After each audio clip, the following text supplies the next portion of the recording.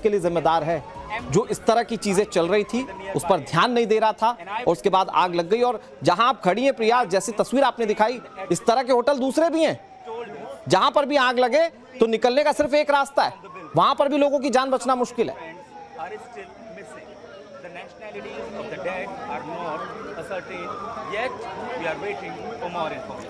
यकीनन, और फिर यही सवाल उठता है अनुराग रह रह करके कि सिर्फ एक को जिम्मेदार क्यों देना जब लापरवाह पूरा का पूरा सिस्टम। एक बार फिर से हम तस्वीरें जरा दर्शकों को दिखा देते हैं। वही तस्वीर जहां पर आप देखिए एक होटल जो कि पूरी तरीके से खाक हो चुका है, लेकिन एक और तस्वीर अनुराग जो कि सबसे पहले हम दिखा रहे थे, ये दूसरा होटल है ठीक बगल में, और ये दिखाने के लिए काफी है कि किस तरीके से व्यवस्था होती है। आप देखिए इतना पतला रास्ता है, मतलब अगर यहाँ पर कुछ ऐसा हो जाएगा कोई कैसे निकलेगा। यहाँ पर इतना पतला रास्ता और यही एंट्री है, यही एग्जिट है। ऐसे ऐसे होटल्स ना जाने दिल्ली में कितने ज्यादा होते हैं, कितने ज्यादा होटल्स होते हैं, कितने ज्यादा कोचिंग इंस्टीट्यूट होते हैं। सबसे बड़ी बात है कि देश की राजधानी दिल्ली में अगर सिर्फ इसी साल की हम बात करें 2026 की, तो अलग अलग घटनाओं में 6 महीनों में 66 लोगों की जान जा चुकी है। हर एक आंकड़ा ये सवाल पूछता है प्रशासन से, सिस्टम से कि आखिरकार ऐसे होटल्स का संचालन क्यों हो रहा है, कोई क्यों नहीं कार्रवाई करता। क्योंकि अगर कार्रवाई करता तो तस्वीर बदल जाती है। आप सोचिए इसका यहाँ पर निर्माण चल रहा था, पूरा कंस्ट्रक्शन हुआ होगा, कोई नहीं आया, ये अच्छे तरीके से चल रहा था, यहाँ पर लोग आते थे, लोग स्टे कर रहे थे, बाकायदा शादी समारोह भी हो रहा था। किसी को कानों कान तक भनक नहीं लगी कि वहाँ पर इतनी बड़ी लापरवाही है, किसी को ये तक नहीं मालूम पड़ा कि भाई वहाँ पर एग्जिट और एंट्री का रास्ता नहीं है। ये सवाल इसीलिए क्योंकि बहुत दूर नहीं है। आप सोचिए पौष इलाका है मालवीय नगर का, और अगर मैं रोड से आपको यहाँ तक की दूरी बताऊं अनुराग, तो मुश्किल से बमुश्किल यहाँ पर 50 कदम की दूरी पर ही होटल है। अगर 50 कदम की दूरी पर ऐसे होटल में ऐसी घटनाएं घट रही है, तो आप सोचिए कि जो गली कूचे में जो ऐसे होटल्स बना लेते हैं लोग, जो कोचिंग इंस्टीट्यूट चला लेते हैं, वहां पर क्या स्थिति होती होगी। यहाँ पर लोगों का जमावड़ा लगा हुआ है, एफएसएल की टीम यहाँ पर मौजूद है, पुलिस प्रशासन यहाँ पर मौजूद है, पक्ष विपक्ष के तमाम जो नेता है वो लगातार यहाँ पर आ रहे हैं।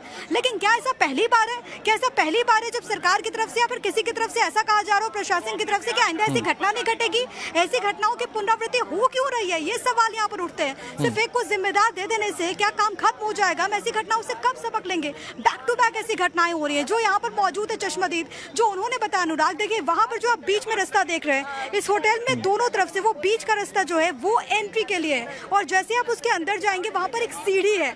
वो बता रहे थे कि जो लोग अंदर फंसे हुए थे, आप सोचिए क्या मंजर रहा होगा खौफनाक, वो लोग भागने की कोशिश करते हैं। कई शव उनको सीढ़ियों पर मिले, यानी कि बताता है कि लोग आखिरी दम तक ये कोशिश कर रहे थे कि वो बाहर निकल पाए। आप सोचिए ऊपर देखिए जो खिड़की की दुर्दशा हो गई है, कितनी मुश्किल से लोग निकले होंगे, जो निकल भी पाए होंगे वहां से, उन लोगों को वहां पर चश्मदीद जो आपके साथ जुड़े हुए थे वो ये बता रहे थे कि लोगों की जो चमड़ियां थी वो गलकर गिरने लग गई थी।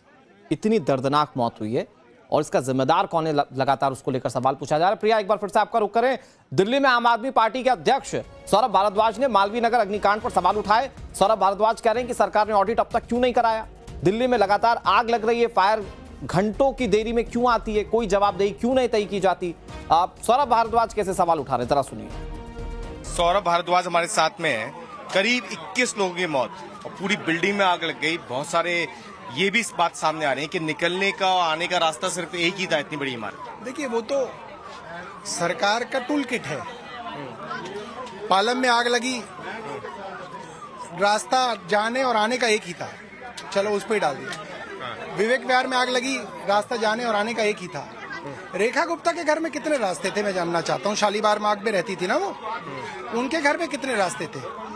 आशीष सूद जनकपुरी में रहते थे, उनके घर में कितने रास्ते थे। वो मीडिया को क्यों नहीं बुलाते अपने घर पे, वो बताएं कि उनके घर में कितने रास्ते थे। जब 9 लोग पालम में मरे तब सरकार की फायर ब्रिगेड की लिफ्ट नहीं खुली, कहा गया कि जांच कराई जाएगी।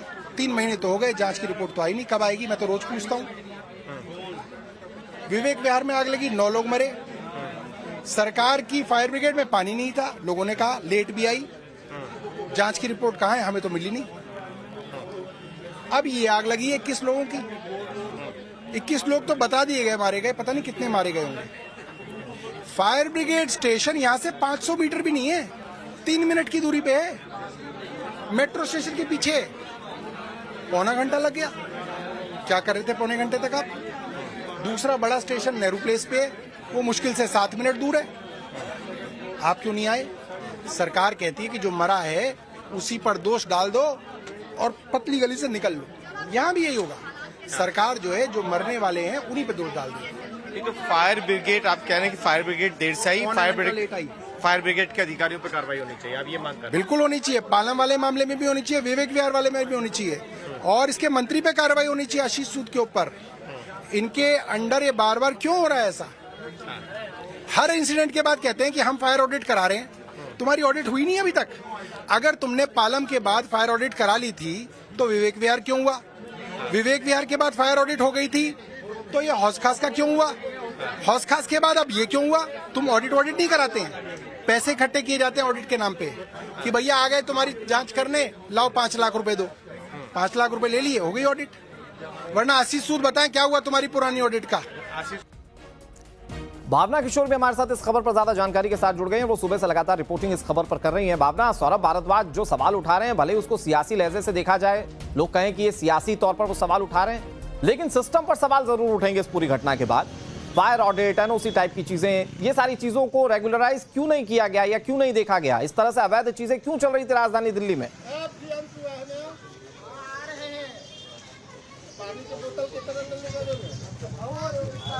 बिल्कुल अनुराग, आपने ठीक कहा, ये साउथ दिल्ली का इलाका है। ऐसे ना जाने कितने होटल अवैध तरीके से चल रहे होंगे जहां पर नॉर्म्स को फॉलो नहीं किया जा रहा होगा। हमें ज्यादा दूर जाने की जरूरत नहीं है।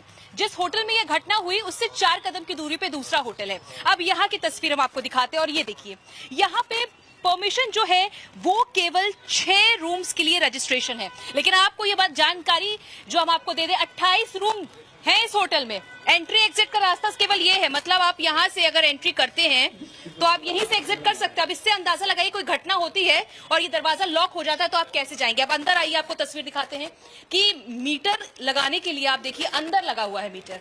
ये बिजली का मीटर जो है ये बाहर होना चाहिए, लेकिन ये अंदर लगा हुआ है। अंदर की तस्वीर भी हम आपको दिखाते हैं और बात भी करते हुए चलते हैं कि किस तरह से यहाँ पर 6 रूम होने चाहिए, 28 रूम है। यहाँ तक कि बेसमेंट में भी रूम बनाकर यहाँ पर पूरा बिजनेस जो है, होटल बिजनेस वो लाइन से शुरू हो चुका है। रूम यहाँ पर देखिए कितने रूम है भैया टोटल में? 22 रूम है टोटल। 6 रूम की परमिशन है, 22 रूम चल रहे हैं यहाँ पे। हर फ्लोर पे, बेसमेंट में भी रूम है। कितने रूम है बेसमेंट में? 4 बेसमेंट में 4 रूम है। आप सोचिए कि किस तरह का बिजनेस यहाँ पे चल रहा है। बिल्कुल बिल्कुल बिल्कुल। तो ये भावना जो तस्वीरें दिखा रही है, जो प्रिया तस्वीरें दिखा रही है, ये रियलिटी चेक है। अगर मान लीजिए हादसा नहीं हुआ होता तो सोचिए जरा दर्शकों कि ये कितने दिन तक ऐसे ही सारी चीजें अवैध तरीके से चलती रहती, हादसे का इंतजार किया जाता और हादसा हो जाता। तो फिर उसके बाद मंत्री जी तो हैं ही, मंत्री जी जो आए जिन्होंने कहा कि एक भी दोषी को नहीं छोड़ा जाएगा। तो जाहिर बात है कि जितने लोग दोषी इस मामले में पाए जाएंगे उन्हें पकड़ा जाएगा, लेकिन हादसे से पहले रोक दिया जाए हादसों को, इसकी कवायदें नहीं होती। और शायद यही वजह है कि 21 लोग जैसे अब मारे गए, इस तरह से लोग मारे जाते हैं इस तरह के हादसों के बाद।